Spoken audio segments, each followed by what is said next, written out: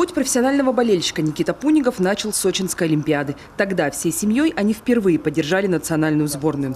И, конечно, домашний чемпионат мира по футболу просто не могли пропустить. Правда, пока Пуниговым удалось купить билеты лишь на матч Бельгия-Панама. Игра пройдет в Сочи.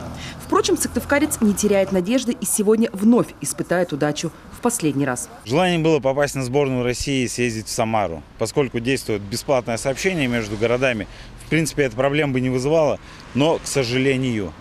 И сейчас в порядке очереди буду участвовать, чтобы вполне вероятно и опять же взять на Россию-Уругвай матч. Приобрести билеты сегодня можно на официальном сайте ФИФА. Продажи стартовали в сентябре прошлого года. Организаторы выбрали два варианта – случайная жеребьевка и обычная очередь. Уже распределили больше 1,5 миллиона билетов. Их получили в том числе и первые болельщики из Коми.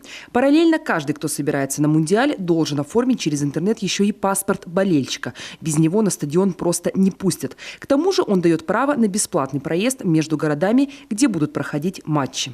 У многих любителей футбола возникают проблемы с оформлением паспорта болельщика. Здесь очень жесткие требования к самой фотографии.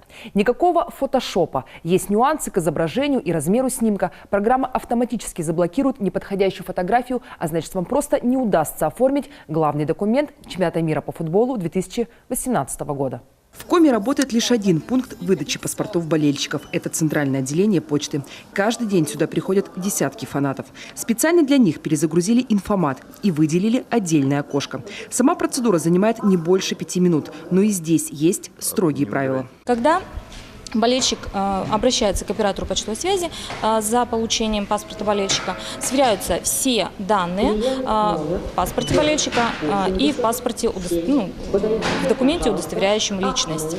Соответственно, затем паспорт выдается уже на руки. Паспорт болельщика выдается только лично в руки заказавшему этот документ. Ни родственникам, ни друзьям паспорт болельщика на руки не выдается даже по доверенности. Для тех, кто не сможет попасть на матчи чемпионата мира по футболу, в столице Коми организуют специальную фан-зону. На республиканском стадионе как раз есть подходящее мультимедийное табло. Вход на трансляции будет бесплатным. Планируем учесть хорошую погоду и дождливую. Готовится запасной вариант с использованием крытой трибуны. Мы планируем трансляцию всех матчей с участием команды сборной России, а также полуфиналы и финал. Надеемся, если наша команда пройдет дальше из группы, то 1/8, 1/4, безусловно, будут организован просмотр и будут транслироваться. Единственная серьезная проблема, с которой столкнулись болельщики – аренда жилья в городах проведения Мундиаля. За сутки в Нижнем Новгороде, например, просят от 10 тысяч рублей. Но любители футбола надеются, что ситуация на рынке жилья ближе к чемпионату нормализуется. Пока же, чтобы найти общий язык с заграничными болельщиками, многие записались на курсы английского языка. Чтобы приобрести необходимые знания, у фанатов есть еще 2 месяца. Стартует чемпионат мира по футболу 14 июня. Виктория Палкина, Павел Юлианмин, Василий Янин, телеканал Юрган, Сыктывкар.